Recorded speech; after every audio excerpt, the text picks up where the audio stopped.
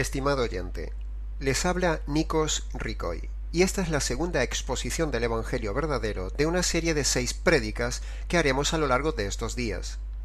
En nuestra enseñanza anterior vimos el Evangelio como una cuestión jurídica.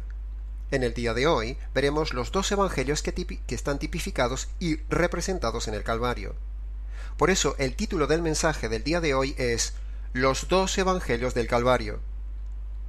Cuando leemos el relato de Lucas capítulo 23, del versículo 39 al 43, en la escena de los 2 ladrones del Calvario, allí tenemos increíblemente relatado los 2 evangelios que hoy en día se exponen en todo el ambiente cristiano evangélico: el evangelio maldito y el evangelio glorioso.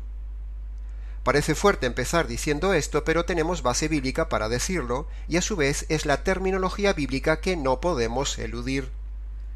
Como dijimos en nuestro mensaje anterior, Pablo en Gálatas capítulo 1 dice que todo lo que no es el evangelio verdadero, por descarte, es un evangelio calificado por él como maldito.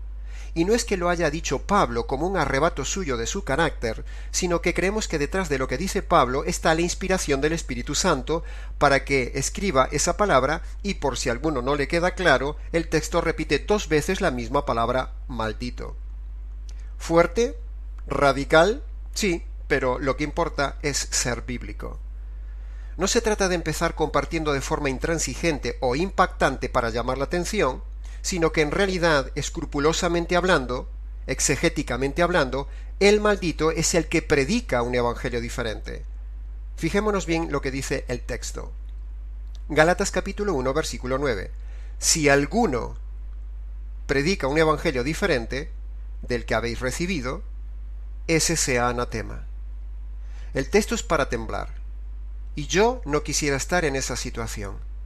Ahora, no solo es maldito el que predica un evangelio diferente, sino que también por asociación es maldito el contenido de lo que se predica.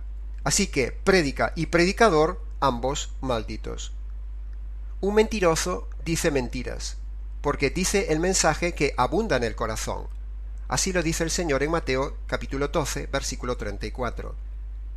¿Cómo se puede hablar lo bueno siendo malo? De la abundancia del corazón habla la boca. Por lo tanto, dime lo que dices y te diré quién eres. Así podríamos parafrasear el refrán español. ¿Quieres conocer a alguien por dentro? Escucha lo que dice y estate atento a lo que no dice, porque de lo que abunda en el interior sale por la boca. Así que ustedes podrán conocerme por medio del Evangelio qué digo y cómo lo digo. Aclarado todo esto, vayamos al tema central de hoy: los 2 evangelios del Calvario, representados por cada uno de los 2 ladrones, el llamado ladrón malo y el popularmente llamado ladrón bueno, que a partir de ahora le llamaremos así para que nos entendamos. Parafraseando el texto central de Lucas capítulo 23, versículo 39 al 43, dice así: Uno de los malhechores que estaba colgado allí injuriaba a Jesús diciendo: Si tú eres el Cristo, sálvate a ti mismo y también a nosotros. Pero el otro ladrón le reprendió diciendo: ¿Ni siquiera tienes temor de Dios estando en la misma condenación? Nosotros estamos aquí justamente y padecemos porque recibimos lo que merecieron nuestros hechos, pero éste no hizo nada malo.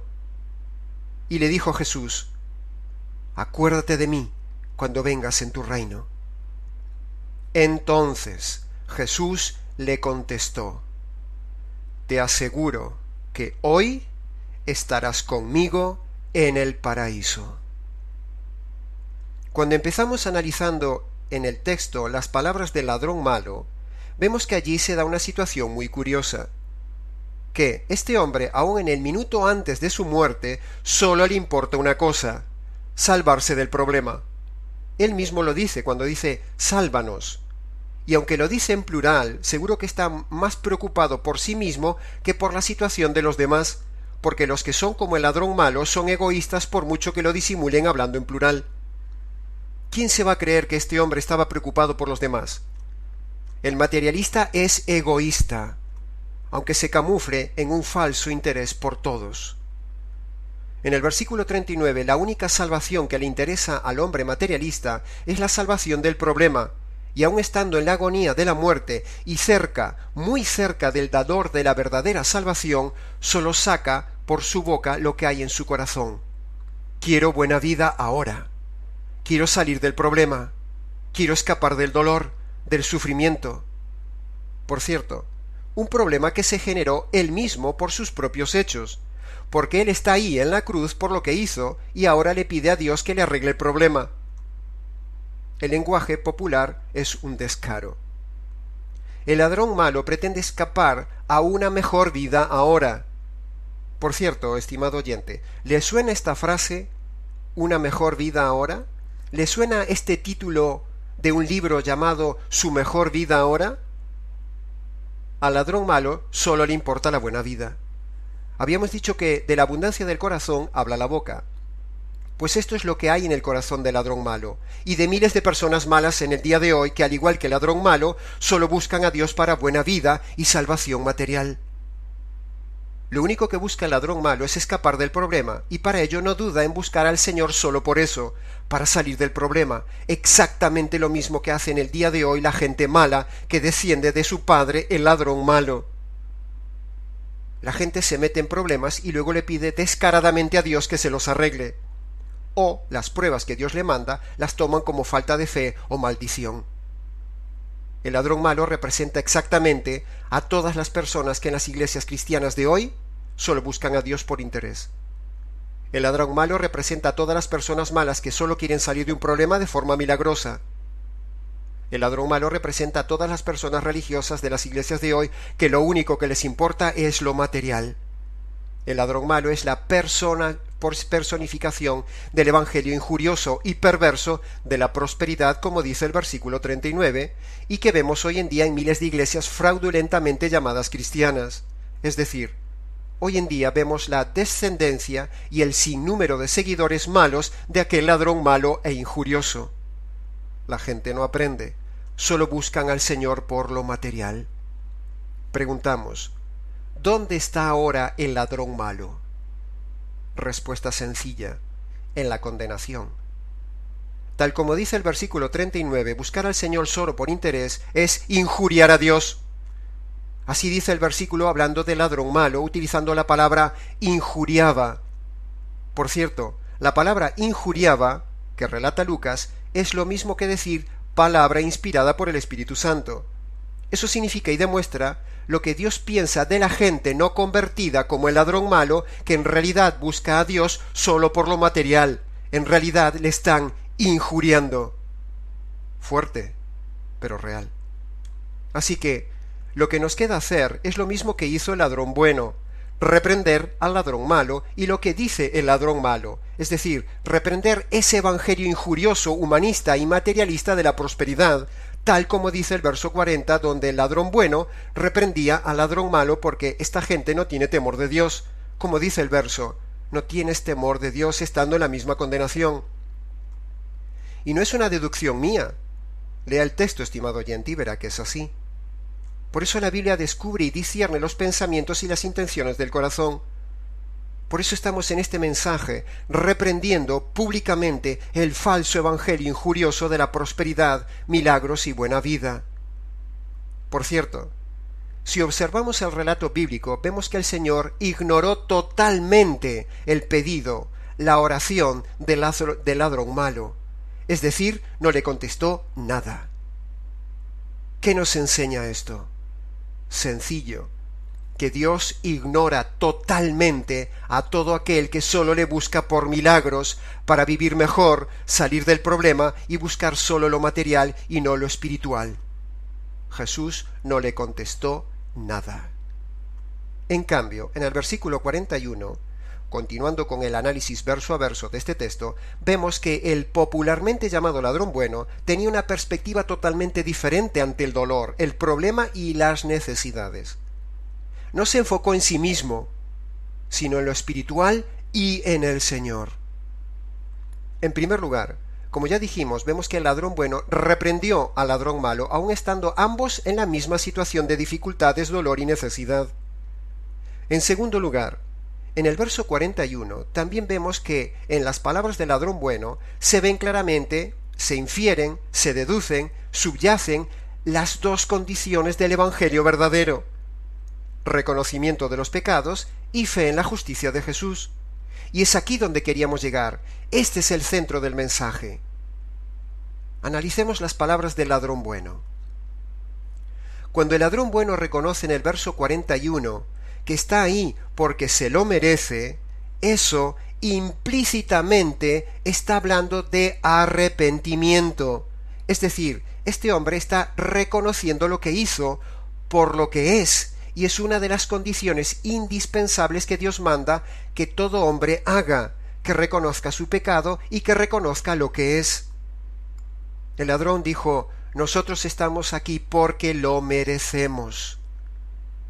Por otro lado, el ladrón bueno reconoce que es justo donde está, que su castigo por su delito es justo, y esta es precisamente una confesión que tiene que hacer todo hombre delante de Dios. Señor, yo merezco el castigo, como el ladrón lo estaba diciendo delante del Hijo de Dios, el cual es Dios. Y cuando el ladrón bueno reconoce en el verso 41 que Jesús no hizo nada malo, implícitamente está creyendo que Jesús es inocente. Y segundo, que está creyendo implícitamente que al Señor Jesús le está cayendo una justicia que no merece. Estimado oyente, estas dos cosas que encontramos en las palabras del ladrón bueno, el reconocimiento de los pecados y reconocer la inocencia de Jesús bajo una justicia que no merece, son precisamente los dos pilares del centro del mensaje del Evangelio verdadero. Las dos condiciones que Dios pone y demanda para salvarse, es decir, reconocerse culpable, eso es arrepentimiento, y eso lo hizo el ladrón bueno, y reconocer que Jesús, siendo inocente, le está cayendo una justicia que no merece. Eso es fe, y también la tenía el ladrón bueno. Ambas condiciones son las que Dios pone para la salvación de todo hombre, ambas condiciones del verdadero Evangelio: arrepentimiento de los pecados y fe en lo que sucedió en la cruz. Lo repetiremos hasta el cansancio, para contrarrestar y reprender la facilonería del evangelio falso de la prosperidad que día a día se repite en cada púlpito como la gran mentira religiosa. Precisamente lo que el mismo Jesús dijo en Marcos capítulo 1 versículo 15, al inicio de su ministerio evangelístico, es decir, arrepentíos y creed, lo estaba haciendo de forma sintética este ladrón bueno. Él estaba cumpliendo, sin saberlo, las dos condiciones bíblicas. Se estaba arrepintiendo y estaba creyendo en la inocencia y en la injusticia de la cruz. El ladrón estaba haciendo las dos condiciones que Jesús mismo había mandado al inicio de su ministerio. Así que todo encaja.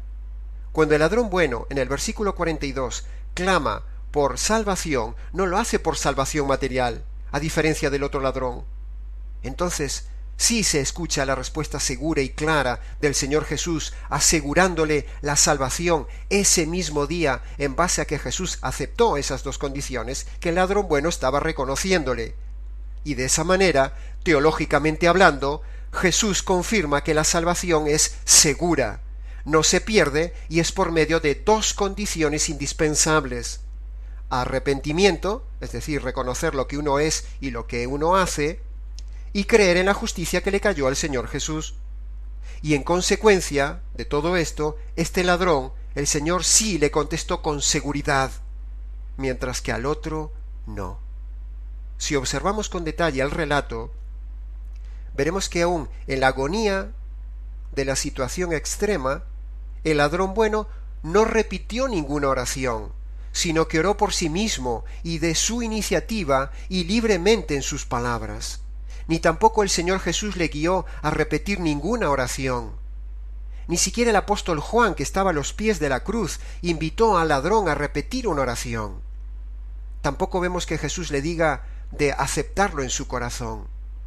No vemos la tontería manipuladora de los falsos pastores de hoy en día que hacen repetir una oración a las personas como si las personas no fueran capaces de poder orar por sí mismas. ¿Qué nos enseña este ladrón bueno? Nos enseña muchas cosas.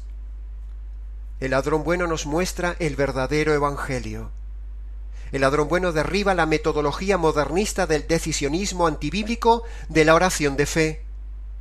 El ladrón bueno es un ejemplo claro y contundente de que uno mismo debe tomar la iniciativa por sí mismo y en sus propias palabras para dirigirse sincera y concretamente al Señor aun en el último minuto de vida o en una situación trágica y agónica, pero no repetir como loros lo que diga otra persona. La historia del ladrón bueno demuestra que aun en la agonía uno mismo puede orar por sí mismo y clamar al Señor en pocas palabras, y así queda desmontado el decisionismo moderno de la oración de fe y todo ese montaje del evangelio falso. Si cronometráramos el tiempo de las palabras del ladrón bueno hacia el Señor Jesús, en el verso 41 y 42, veríamos que su salvación no depende más que de 15 segundos de una sencilla oración. Increíble. Sigamos. Con el ladrón malo queda desmontado y derribado la falsedad del evangelio de la prosperidad y de los milagros. Con el ladrón bueno queda también desmontado el evangelio por las obras buenas y la errada doctrina de la necesidad del bautismo para salvarse.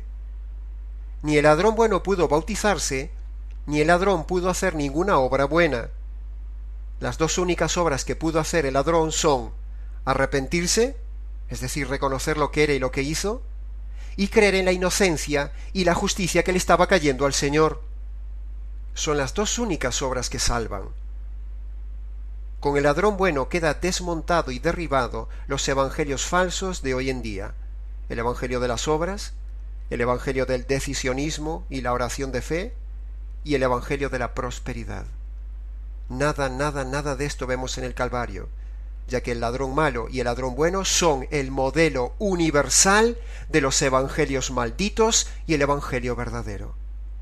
Los predicadores de la prosperidad y de la metodología moderna de salvación y las prédicas de hacer obras no pueden contra esta evidencia bíblica contundente reflejada en los dos ladrones del evangelio de Lucas.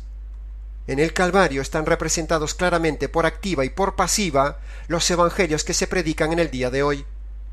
El falso evangelio de la prosperidad y milagros, representado por el ladrón malo, y el verdadero evangelio de la salvación por medio del arrepentimiento y la fe, representado por el ladrón bueno, que descarta el evangelio de salvación por obras. Si podemos saber dónde está ahora el ladrón bueno, por haber respondido con las dos condiciones que Dios pide para salvación, es decir, arrepentimiento y fe, preguntamos, entonces, ¿dónde estará ahora el ladrón malo con su evangelio? Respuesta sencilla, en la condenación. Por lo tanto, estimado oyente, por deducción lógica, si el ladrón malo es el prototipo de el evangelio malo de la prosperidad y milagros, el evangelio que busca al Señor solo por interés, entonces todos los que, al igual que el ladrón malo, buscan solo la prosperidad de parte de Dios, les espera el mismo destino, la eternidad de la condenación. Eso es lo que deducimos del análisis del texto bíblico de Lucas. Todos los que anhelan lo mismo que el ladrón malo tendrán el mismo destino que el ladrón malo. De la misma manera, todos los que reúnen las dos condiciones del ladrón bueno irán al mismo destino del ladrón bueno, es decir, con el Señor. Y yo, como descendiente del ladrón bueno, estoy haciendo lo mismo que el ladrón bueno. Estoy reprendiendo públicamente, tal como lo hizo el ladrón bueno, el evangelio del ladrón malo. Pasemos ahora a confrontar cada uno de estos tres falsos evangelios de forma breve. Empecemos por el evangelio falso de la prosperidad, diciendo que el mensaje de la Biblia está en absoluto contraste directo con lo que los predicadores de la prosperidad están diciendo hoy. Y el estilo de vida de los predicadores de la prosperidad no concuerda con el estilo de vida del Señor Jesús ni de las palabras del Señor Jesús. Por ejemplo, ¿qué podría ser lo más lujoso del tiempo de Jesús para trasladarse? Pues yo creo que un carro con buenos caballos. Sin embargo, el Señor iba a pie y como mucho usó un borriguillo. ¿Qué sería lo más lujoso del tiempo de Jesús para vivir? Pues quizás una muy buena casa o un palacio. Sin embargo, el Nuevo Testamento dice, Jesús dijo, las zorras tienen guaridas y las aves del cielo tienen nidos, pero el Hijo del Hombre no tiene dónde recostar la cabeza. O sea, austeridad. ¿Qué crees, estimado lector, que nos quiere decir este pasaje? ¿Qué tipo de ropa y calzado y cuánta ropa podríamos pensar que tendría Jesús según los predicadores modernos del día de hoy? Sin embargo, Jesús, a los discípulos que envió precisamente a predicar al ministerio, les dice en Marcos capítulo 6, versículo 8, no lleven nada para el camino, sino solamente el bordón, ni alforja, ni pan, ni dinero. Calcen solo sandalias y no vistan 2 túnicas. Si Jesús mandó eso, se supone que es lo que él mismo tiene que vivir y creer, ¿no? Los predicadores de la prosperidad dicen que tenemos que obtener más para nosotros mismos, pero Jesús nos dijo más bien que debíamos deshacernos de lo que ya tenemos y tener cuidado con las posesiones. Lucas capítulo 12, versículo 15 dice, mirad, guardaos de toda avaricia, porque la vida del hombre no consiste en la abundancia de los bienes que posee. En el caso de los apóstoles es exactamente igual. Si tomamos como modelo el más famoso de los apóstoles, Pablo, vemos que en sus viajes no viajaba a todo lujo, no vestía de todo lujo, ni comía a todo lujo, según deducimos de todo lo que leemos en el Nuevo Testamento, sino que más bien usaba palabras como estas. En 2 Corintios 11, 9 dice, y cuando estaba entre vosotros y tuve necesidad, de ninguno fui carga. En Filipenses 4, versículo 12 dice, sé vivir humildemente, y en todo y por todo estoy enseñado, así de estar saciado como de tener hambre, así de tener abundancia como de padecer necesidad.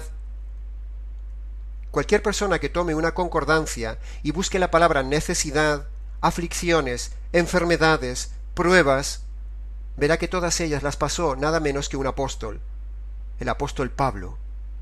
No vemos eso en los apóstoles del día de hoy, ni en los predicadores de la prosperidad del día de hoy.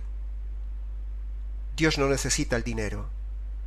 El dinero es una excusa que sacan los predicadores de la prosperidad. Estimado oyente, las pruebas, necesidades y enfermedades del creyente no son por falta de fe, ni porque Dios esté enojado con usted, sino que son parte de la forma que Dios perfecciona el carácter y nos hace a la imagen de su Hijo. Las necesidades, aflicciones, enfermedades y demás, y muchas veces la pobreza, son parte del proceso que Dios usa en nosotros. Para el inconverso, para llamar su atención, y para el creyente, para perfeccionar su carácter.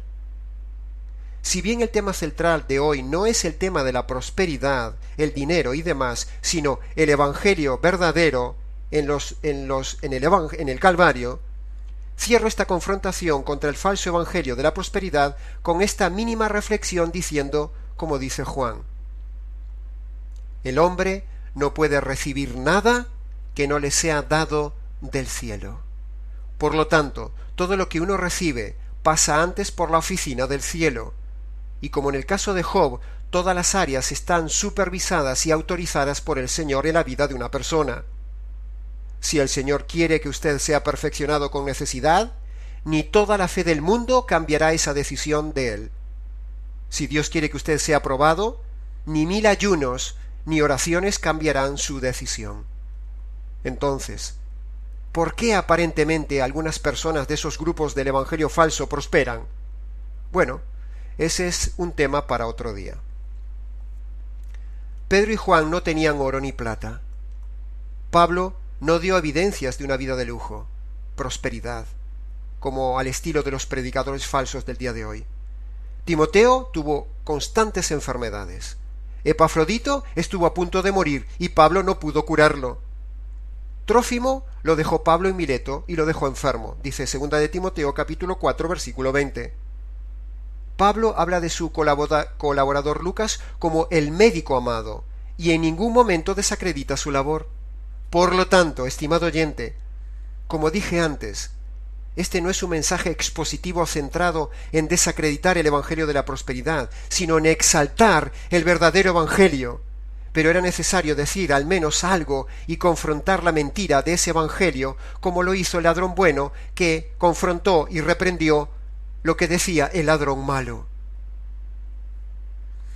Pasemos ahora a demostrar que el evangelio de las obras y el bautismo de infantes también es falso. Hemos dicho que el ladrón bueno derriba por tierra ambas doctrinas. Ni se bautizó, ni pudo hacer ninguna buena obra. La Biblia dice claramente que la salvación no es por obras, por ejemplo, allí en Gálatas capítulo 2, versículo 21. Pues si por la ley se obtiene la justicia, entonces Cristo murió en vano.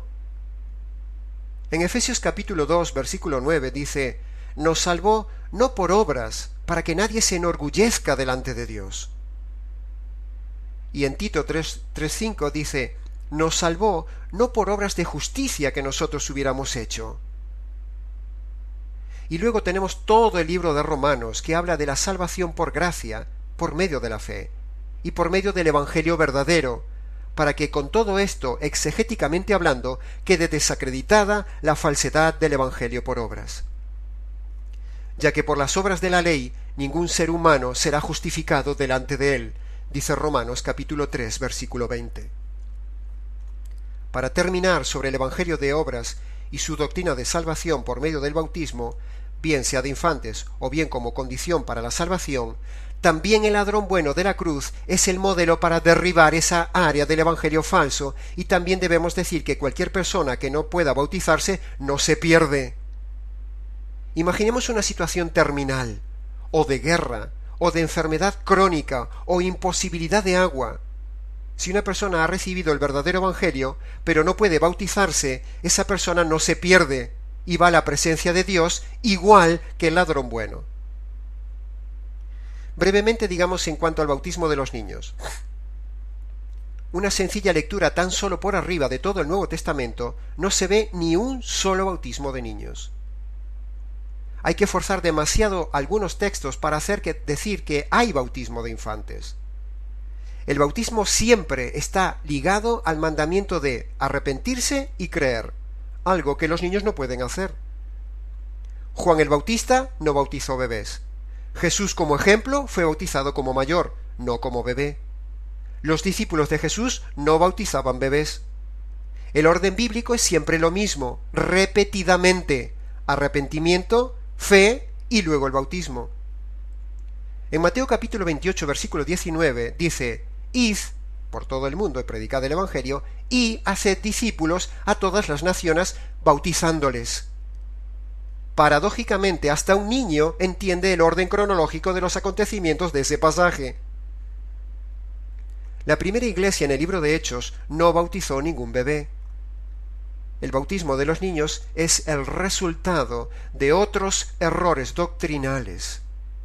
Si fuera una doctrina tan importante, sería claramente dicha en el Nuevo Testamento, pero no se dice. Y para terminar, hablemos algo del evangelio decisionista de la oración de fe, que no es bíblico. Aquel famoso pasaje manipulado y descontextuado de Romanos capítulo 10, versículo 9, que si confiesas con tu boca que Jesús es el Señor y crees en tu corazón que Dios lo levantó de los muertos, serás salvo. En primer lugar, debemos decir que Pablo le está hablando a creyentes, a gente ya convertida, no a alguien inconverso para que repitiendo una oración sea convertido. El contexto no habla de pasar al frente, ni repetir una oración, ni levantar la mano. Simplemente es un principio que dice Pablo. El principio es: si crees, lo confiesas, y por lo tanto eso evidencia que eres salvo. No hay que confesar para salvarse, sino que uno confiesa porque ya es salvo. ¿Y cómo es salvo? Pues por medio del verdadero evangelio. Es un círculo. Dicen que hay que confesar para ser salvo, y hacen de una oración el centro de la salvación. Por lo tanto, no deja de ser un evangelio de obras. No repetimos algo para ser salvo, sino porque uno ya es salvo, lo comparte, como yo lo estoy haciendo hoy con todos ustedes, estimado oyente. Yo, un día, no repetí una oración, sino que en el secreto de mi habitación confesé allí mis pecados y reconocí quién era delante de Dios. Puse mi fe en esa justicia, que en esos días había visto yo por primera vez, y sucedió eso hace unos 30 años. Así que para terminar, yo te invito, estimado oyente, a que te aferres a este Evangelio verdadero, que consiste en creer dos noticias y en obedecer dos condiciones. Las dos noticias son una mala, y es que por tus pecados y tu naturaleza mala, estás bajo el juicio de Dios. Y la buena es que ese juicio y esa justicia y la ira de Dios cayeron en la cruz sobre Jesús.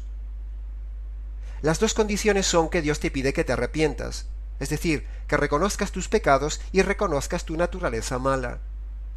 Y segundo, que creas que en la cruz el Padre descarga su ira sobre su Hijo para hacer justicia de tus injusticias. Cuando tú crees estas dos noticias y obedeces estas dos condiciones, Dios te declara totalmente perdonado y totalmente reconciliado con Él. Y en consecuencia tendrás paz, perdón y salvación eterna, según promete la Biblia.